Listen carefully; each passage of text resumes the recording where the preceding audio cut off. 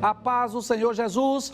Estamos iniciando mais um programa, Instantes Finais, e eu quero agradecer por sua audiência, a você que assiste a nossa programação pela TV ou pelo YouTube, pelo nosso site, o www.iadpeplay.org.br, ou você que está nos acompanhando pelo aplicativo Rede Brasil TV.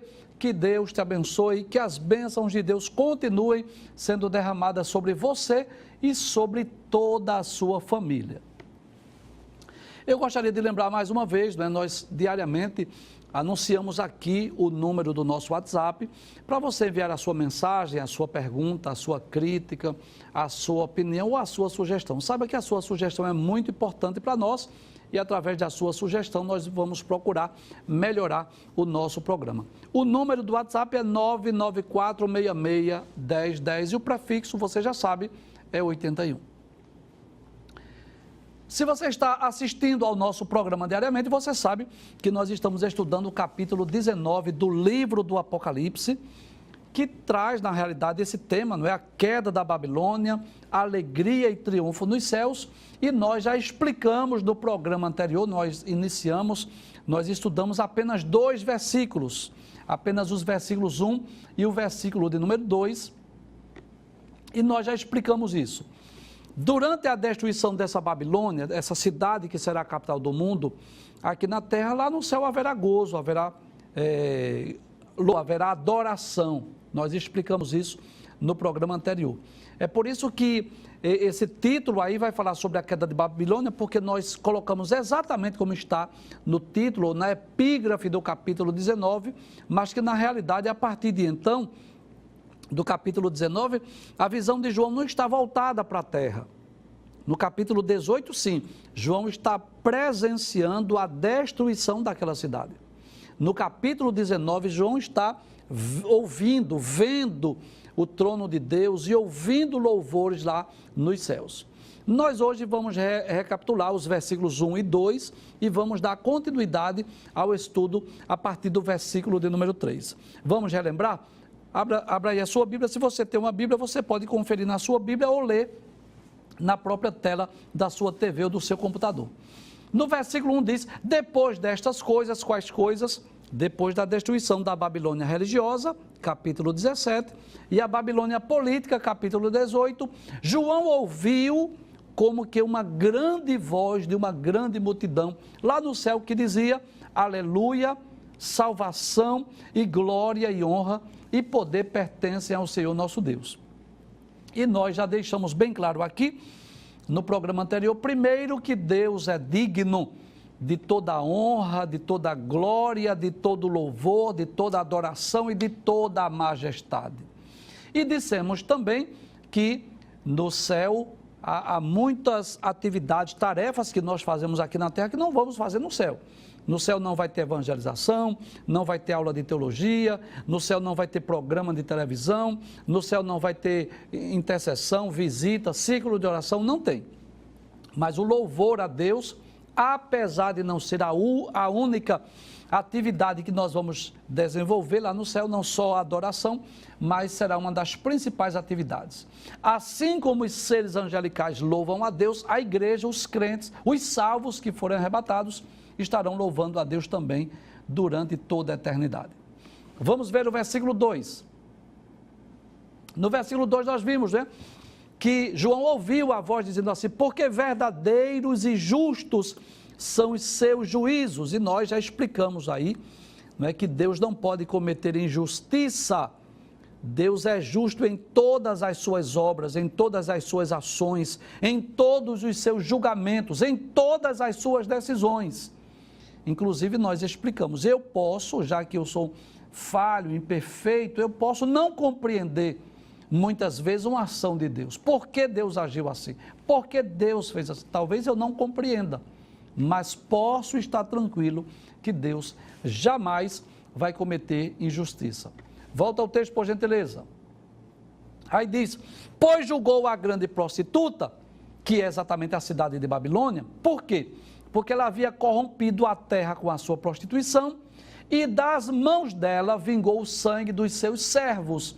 Inclusive, eu gostaria de reler mais uma vez o capítulo 18 e o versículo de número 24 diz que nela, ou seja, nessa cidade de Babilônia, se achou o sangue dos profetas e dos santos e de todos os que foram mortos da terra.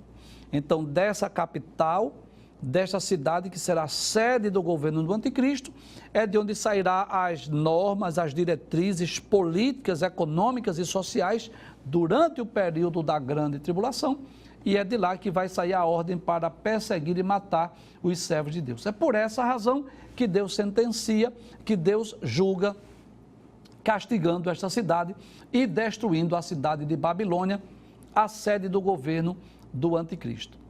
A partir de agora, nós vamos estudar de uma forma mais lenta e mais compassada, porque a partir de agora já não é mais revisão. Versículo de número 3, pode passar a tela por gentileza.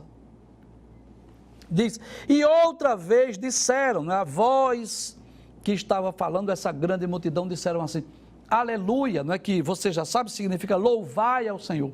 E a fumaça dela sobe para todo sempre. É bom lembrar que não creio na literalidade desse texto. Não creio que esteja dizendo que essa fumaça, inclusive na imagem aí, que é uma imagem meramente ilustrativa, é como se você visse essa imagem aí de um grande incêndio. Pode trazer a tela, por favor. Eu não creio, na realidade, na literalidade, que o incêndio, o fogo dessa cidade vai durar para todo sempre, porque o único fogo que vai durar para todo sempre é o fogo do inferno, o lago de fogo. A Bíblia deixa bem claro que o bicho não morre e o fogo nunca se apaga. Mas quando a Bíblia diz que o fogo dela sobe para todo sempre, a fumaça sobe para todo sempre, está falando exatamente de uma destruição total, sem nenhuma perspectiva de reconstrução, sem nenhuma perspectiva de restauração desta cidade. Então será uma destruição completa. Inclusive, quando nós estudamos o capítulo de número 18, nós vimos que naquela visão de João, um anjo pega uma grande pedra de moinho, lança no mar e diz a João, olha, com o mesmo ímpeto será destruída a Babilônia. Então, não é uma cidade que vai ser destruída para ser reconstruída. Você sabe disso. Muitas cidades do mundo foram atingidas por terremotos, ou por vulcões, ou por bombas atômicas, nas guerras, mas depois elas foram restauradas, depois elas foram reconstruídas. Mas Babilônia não. É Deus que está julgando, é Deus quem está sentenciando e ela não será mais reconstruída. Por isso que o texto diz que a fumaça dela sobe para todo sempre. Versículo 4, pode passar a tela por gentileza. No versículo 4 diz, e os 24 anciãos, observe que agora, mais uma vez, João tem essa visão do céu. Ele diz que os 24 anciãos, nós já explicamos no programa anterior e já explicamos detalhadamente quando estudamos o capítulo 4, que esses 24 anciãos levam-nos a crer que são 12 patriarcas e os 12 apóstolos representando os salvos do Antigo e do Novo Testamento. E esses 4 animais, já explicamos no programa anterior, que também está no capítulo de número 4. Você pode, inclusive, rever os programas do capítulo 4, que já está lá no playlist, lá no YouTube. Então, esses 4 animais, que na realidade são seres angelicais, são querubins ou serafins, não podemos afirmar ao certo, que representam toda a criação, mas que cada um deles representa também a forma pela qual os evangelistas apresentaram Jesus. Volte a tela, por gentileza. Então, esses 24 anciãos, que representam os crentes do Antigo e do Novo Testamento, com esses 4 animais, representando toda a criação, representando os seres angelicais, prostraram-se e adoraram a Deus, assentado no trono, dizendo, amém, aleluia. Então, mais uma vez, nós vamos entender, não é, que o céu é o lugar onde haverá cântico, onde haverá louvores, onde haverá adoração. Nós já lemos vários textos aqui. Se você não assistiu o programa anterior, você pode aí anotar capítulo 4, versículos 9 a 11, capítulo 5, versículos 8 a 14, capítulo de número 15, versículos 2 e 3 e também o capítulo de número 19, versículos 4 e 5, mostra que o céu é um lugar onde haverá louvores, louvores, onde haverá adoração a Deus. E mais uma vez, nós lembramos que somente Deus, o Criador, provedor, sustentador, mantenedor de todas as coisas, somente Ele é digno de todo louvor e de toda adoração. Então, o que nós podemos entender aí é que no futuro haverá uma reunião dos salvos, juntamente com os seres angelicais, onde nós estaremos adorando a Deus em sua presença. Eu posso dizer assim, face a face. Hoje, geograficamente, estamos distantes, geograficamente falando, né? Humanamente falando. Nós estamos na terra, Deus está no céu. Deus está no seu trono, é uma adoração que ela é pela fé. Nós cremos que Deus está ouvindo, que Deus está recebendo o nosso louvor e a nossa adoração. Mas no futuro, nós teremos esse privilégio de estar na presença de Deus, de podê-lo, servi-lo e adorá-lo face a face na beleza da sua santidade. Essa é a nossa esperança. Nós cremos que seremos arrebatados desse mundo, que seremos levados ao céu, esse lugar maravilhoso, esse lugar de glória, esse lugar de louvor, de adoração, onde nós estaremos em corpos gloriosos, em corpos incorruptíveis. É claro que eu sei disso, que quando nós falamos disso, muitas pessoas não creem, tem aqueles que zombam, tem aqueles que escarnecem, mas isso já ocorreu no passado. Escarneceram também de Noé quando estava construindo aquela arca. Escarneceram também de Ló, quando Ló anunciava o juízo de Deus sobre aquelas cidades pecadoras. Mas depois eles viram cumprimento. Depois, aquela geração antediluviana viu quando realmente veio o dilúvio e levou a todos. Depois, os moradores de Sodoma e Gomorra viu quando desceu o fogo do céu e consumiu aquela cidade. Então os homens irão presenciar isso, irão perceber no futuro o arrebatamento da igreja, o desaparecimento dos salvos da terra. Aqui na terra iniciará o período sombrio da grande tribulação, de dores, de lágrimas, de sofrimento, de angústia, de perturbação. A Bíblia diz que durante esse período os homens vão desmaiar de pavor, vão morder a língua de dor e as potências do céu serão abaladas. Mas os salvos, aqueles cujos nomes estão escritos no livro da vida, serão levados à presença de Deus e teremos essa oportunidade, este privilégio de louvar a Deus face a face na presença dos seres angelicais. Nós iremos ver com os nossos próprios olhos, né? Os anjos, os arcanjos, os querubins e os serafins. Nós teremos a oportunidade de ver com os nossos próprios olhos os patriarcas, aqueles homens que nós não tivemos oportunidade de conhecê-lo, mas apenas de ler e de ouvir falar sobre eles, né? O patriarca Jó, o patriarca Abraão, Isaac, Jacó, José e tantos outros servos de Deus. Nós teremos oportunidade de ver, de conversar, de dialogar com os profetas, de ouvir, não é, o próprio Elias, o próprio Eliseu, o próprio Isaías, Jeremias, falando, não é, testemunhando das suas experiências, não é? É um privilégio que eles tiveram de serem chamados para serem profetas e nós estaremos com ele. Será uma teologia prática, eu costumo dizer, não é? Eu costumo dizer que o céu é o lugar onde os mistérios serão descortinados. Há muitas coisas na Bíblia que nós não somos capazes de entender. Eu estou estudando a Bíblia, a palavra de Deus, há quase 30 anos, mas eu gosto muito do que diz lá em Deuteronômio capítulo 29, versículo 29, que há duas verdades na Bíblia, aquilo que foi revelado e aquilo que está oculto, né?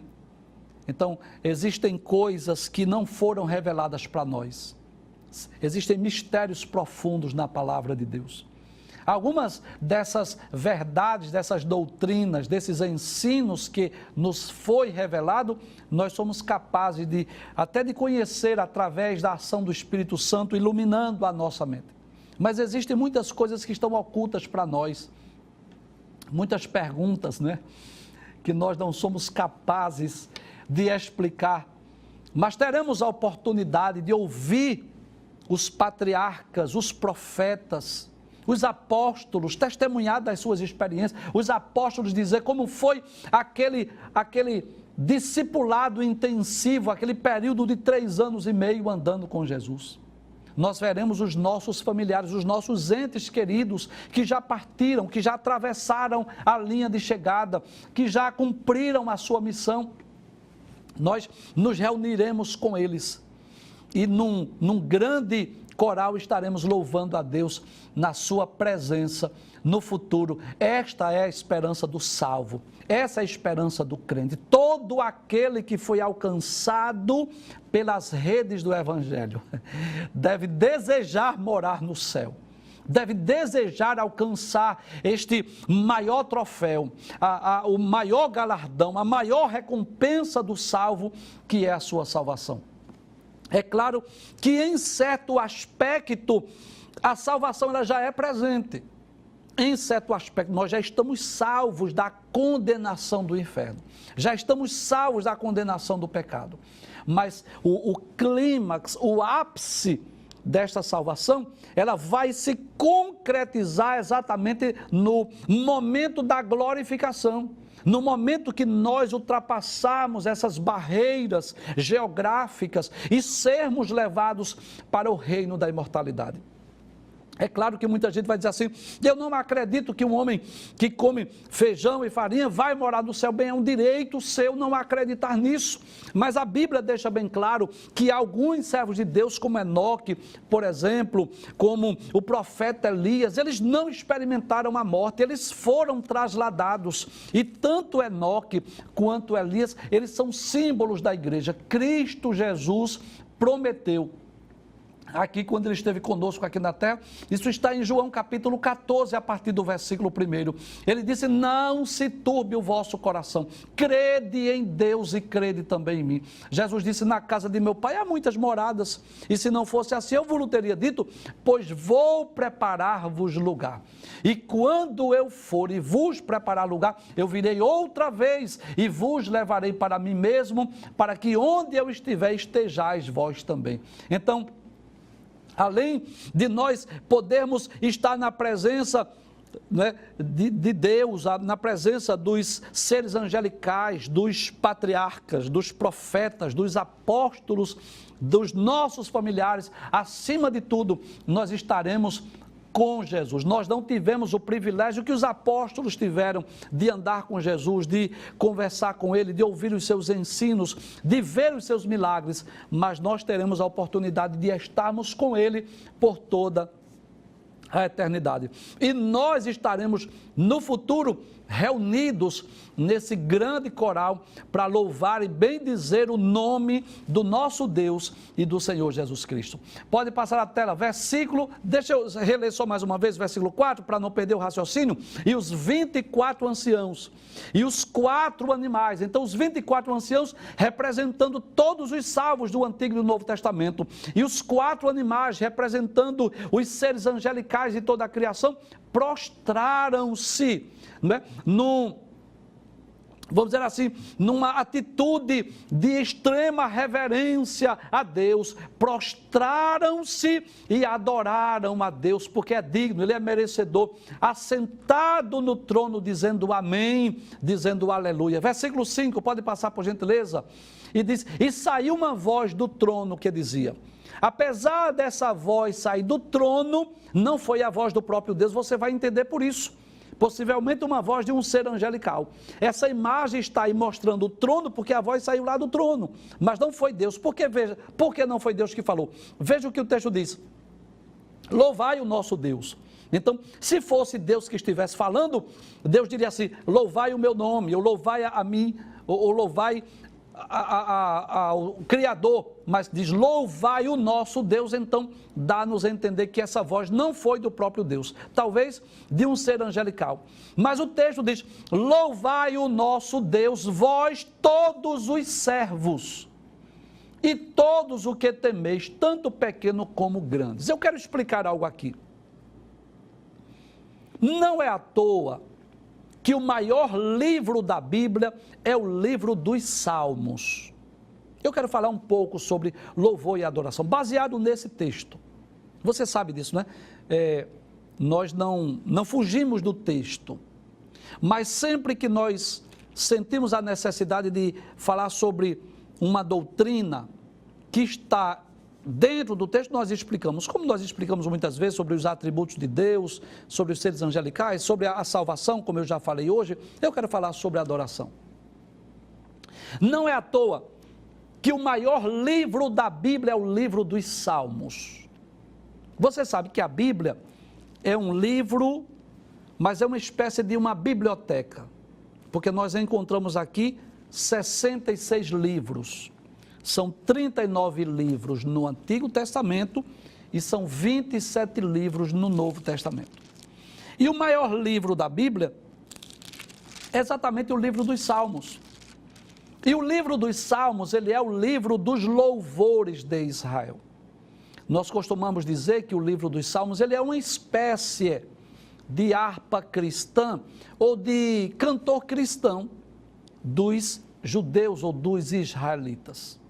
Nós costumamos ler os salmos, principalmente nas nossas reuniões ou na nossa leitura devocional, mas que na verdade os salmos eles eram cantados, eles eram entoados, aqueles louvores pelo povo judeu.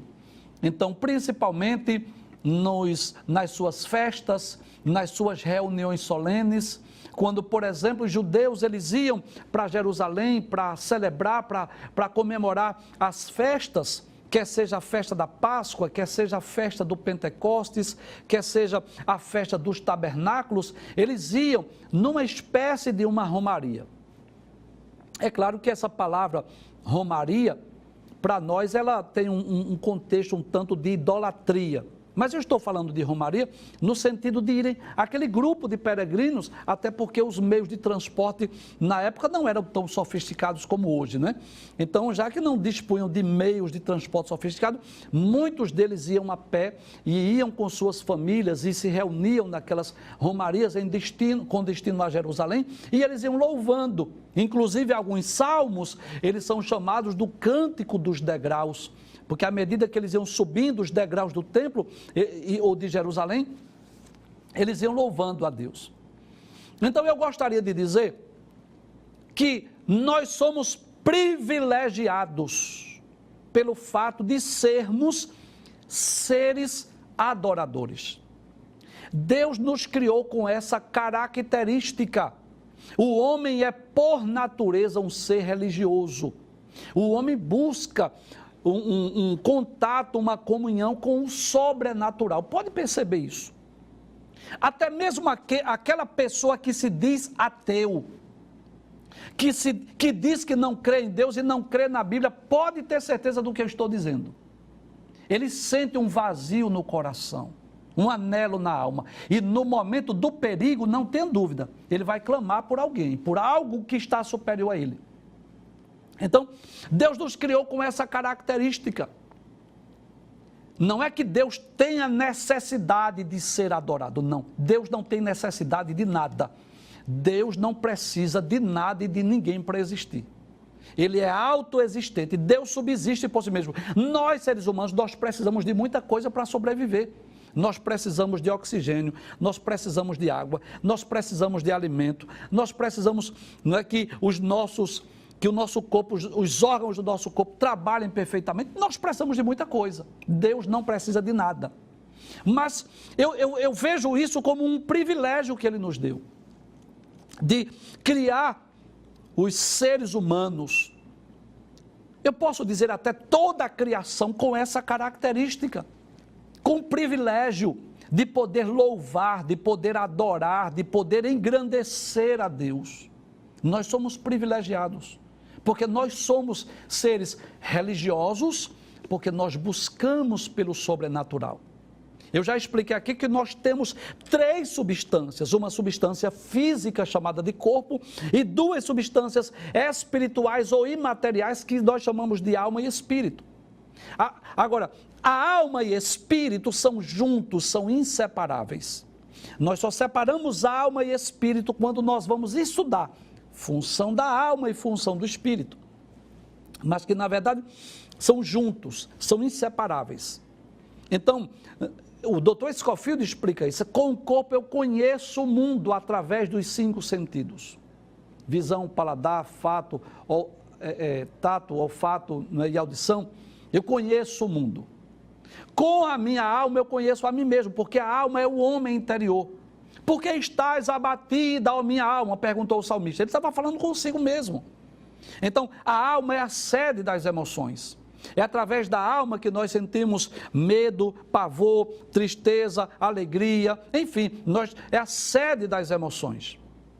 E o espírito, o que é o espírito? O espírito é essa substância espiritual e material que nos leva, que nos impulsiona a conhecer a Deus e a obter comunhão com Ele. Então, todo aquele crente salvo, que experimentou o novo nascimento, que teve a sua vida mudada e transformada pelo Espírito Santo, ele deve sentir o desejo de adorar a Deus. Inclusive, Jesus falando com a mulher samaritana, eu não estou fugindo do texto. Eu estou falando da adoração. Volta o texto mais uma vez para nós lermos. E saiu uma voz do trono que dizia: louvai o nosso Deus, vós todos os seus servos, e vós que o temeis, tanto pequeno como grandes. Então, estamos falando de quê? Louvar a Deus, o privilégio que Deus nos deu, de podermos conhecê-lo, temê-lo, servi-lo e adorá-lo. Então, Jesus conversando com a mulher samaritana, lá no Evangelho escrito por João, capítulo de número 4, versículos 23 e 24, porque o diálogo girou exatamente em torno de qual seria o local verdadeiro da adoração. Então a palavra de Deus diz assim: mas a hora vem e agora é, em que os verdadeiros adoradores adorarão o Pai em espírito e em verdade. Veja que coisa interessante. Esse espírito aqui, se você está com a sua Bíblia, confira. Esse espírito aqui está com E minúsculo. E existe uma diferença de espírito com E maiúsculo e espírito com E minúsculo. Quando a Bíblia fala espírito com E maiúsculo, está se referindo ao Espírito Santo, ao Espírito de Deus. Mas quando a Bíblia fala de espírito com E minúsculo, está se referindo a essa substância imaterial que todos nós temos. Então, os verdadeiros adoradores adorarão o Pai em espírito e em verdade. Veja que coisa interessante. Jesus diz: porque o Pai procura a tais que assim o adorem. Então, não é que Deus necessite de adoração, mas nós que reconhecemos a grandeza, o poder de Deus, esse Deus que é criador, sustentador, provedor, mantenedor, é Ele que nos dá a vida, a respiração e todas as coisas, nós temos o dever, a obrigação de adorá-lo. Agora, quando eu digo que nós temos a obrigação, eu não quero dizer que essa obrigação tem que ser, essa adoração tem que ser obrigatória, forçada, não. Mas devemos sentir no coração este anelo, esse desejo de adorar, de engrandecer e de glorificar a Deus. No versículo 24 diz: Deus é Espírito e importa que os que o adorem em espírito e em verdade. Em outras palavras, Deus não quer aquela adoração falsa, aquela adoração hipócrita, aquela adoração só da boca para fora. O que Deus quer de nós é o verdadeiro louvor, a verdadeira adoração. E é interessante que quando nós lemos a Bíblia, lá no Salmo de número 148, nós vamos perceber que toda a criação é convidada para louvar a Deus.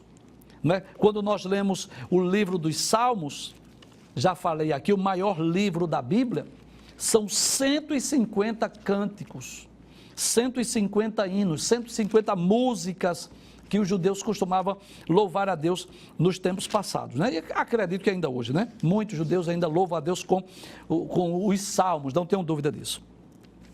Mas veja que coisa interessante. Já que eu estou falando do privilégio de adoração, veja que coisa interessante. O Salmo 148 diz: toda a criação deve louvar ao Senhor. Então, se nós lermos, nós vamos perceber que no versículo 2, os anjos são convidados a louvar a Deus. Louvai-o todos os seus anjos, louvai todos os seus exércitos. Versículo 3, quem é convidado a louvar a Deus? O sol e a lua. As estrelas são convidados para louvar a Deus. Versículo 4, as águas que estão sobre os céus também devem louvar a Deus. Versículo de número 7, diz assim, as baleias, ou seja, até os animais marinhos devem louvar a Deus. Versículo 8, quem é que deve louvar a Deus? Fogo, saraiva, neve, vapores, vento tempestuoso. Versículo 9, ventos, outeiros, árvores frutíferas. Versículo de número 10, as feras, os gados, os répteis, as aves voadoras. Versículo 11, os reis da terra e todos os povos, príncipes, juízes da terra. Versículo 12, rapazes e donzelas, velhos e crianças. Veja que todos estão convidados. A criança, o jovem, o velho, todos são convidados. Que louve o nome do Senhor, pois só o seu nome é exaltado. E eu quero concluir, lendo aqui o Salmo 150, o verso 6, diz: tudo quanto tem fôlego, louve ao Senhor. Agora, a pergunta é, como é que o sol, a lua, as estrelas, as aves vão louvar a Deus? É um louvor que eu diria que é um louvor que não é um louvor racional. Então, por exemplo, os pássaros, deixa eu dar o exemplo dos pássaros, das aves, que cantam, né? E eu posso dizer que também louvam a Deus, mas é um louvor involuntário.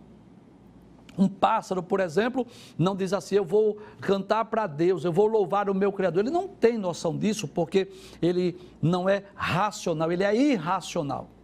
Mas de alguma forma eles emitem sons. De alguma forma eles estão enaltecendo, estão engrandecendo, estão glorificando ao Criador. Então eu posso dizer que nós temos o privilégio, porque o nosso louvor é em espírito e em verdade. É um louvor consciente, é um louvor racional, que eu sei porque eu estou louvando, que eu posso ter consciência disso, da música, né, ou das palavras que estiverem sendo proferidas pelos meus lábios, ou que vem lá do íntimo, que vem lá do ser, vem lá do coração. Eu sei porque eu estou louvando a Deus. Isso é um convite. Lendo a Bíblia nós vamos perceber isso. Toda a criação, e principalmente nós, seres humanos, somos convidados a louvar a Deus. E esse louvor, essa adoração, deve partir dessa consciência que Deus é o Criador de todas as coisas, que Ele é o meu Deus, que Ele é aquele que provê, que sustenta toda a criação. E eu, como uma criatura de Deus, devo sentir essa necessidade, esse anelo, esse desejo de louvar e engrandecer o nome do Senhor. Volta ao versículo 5 mais uma vez. Aí o texto diz: vós, todos os seus servos. Pode deixar o texto aí propositalmente por alguns minutos. Olha, se você é um servo de Deus, você está convidado a louvar a Deus. Porque se você não sente desejo de louvar a Deus aqui, o que é que você vai fazer no céu? É melhor você não ir. Se você não sente desejo aqui de louvar a Deus, então o céu não é um lugar para você, não vai ser um lugar bom para você, porque, louvado seja Deus, porque no céu, uma das principais, traz a tela por favor, né? Uma das principais atividades será o louvor a Deus. Então nós vamos ter essa oportunidade, eu já falei isso, mas eu não me canso de dizer, de transpormos as barreiras geográficas, sermos levados para o reino da imortalidade. E que privilégio, né? Nós podemos nos prostrar, nos render numa atitude de adoração diante do trono da majestade, né? Esse é um dos lugares que eu mais anelo chegar, que é exatamente ali diante do trono de Deus, como está nessa imagem desse capítulo de número 19. E é o privilégio que nós vamos ter. Que hoje estamos louvando a Deus, mas há uma barreira, uma distância geográfica, porque nós não estamos lá, ainda mais nós estaremos lá. Volta o texto mais uma vez, versículo 5, para nós concluirmos. Aí diz assim: todos os seus servos, e vós que o temeis, tanto pequeno como grandes. Esse pequeno ou grandes aí, é claro, não está falando de estatura, quem é mais baixo ou mais alto, está falando da sua função aqui na terra. Quem são os grandes? Eu diria assim, os grandes são os reis, os ministros, né? Vamos pensar assim, vamos ser práticos, aqueles que são juízes, aqueles que são governadores, aqueles que estão no alto escalão, aqueles que são autoridades políticas, religiosas. Quem são os pequenos? São os servos, né? Então, quer você seja pequeno ou grande, mas se você é um servo de Deus, você deve sentir esse anelo. E só para que você tenha uma ideia desse privilégio de louvar a Deus, eu quero trazer aqui alguns exemplos para você refletir. Você imagina, por exemplo, naquela pessoa que tem alguma deficiência física, por exemplo. Vamos pensar naquela pessoa que é mudo, que é surdo, que, claro, pode louvar a Deus de outras formas. Ele pode louvar a Deus com as suas mãos, com os seus gestos.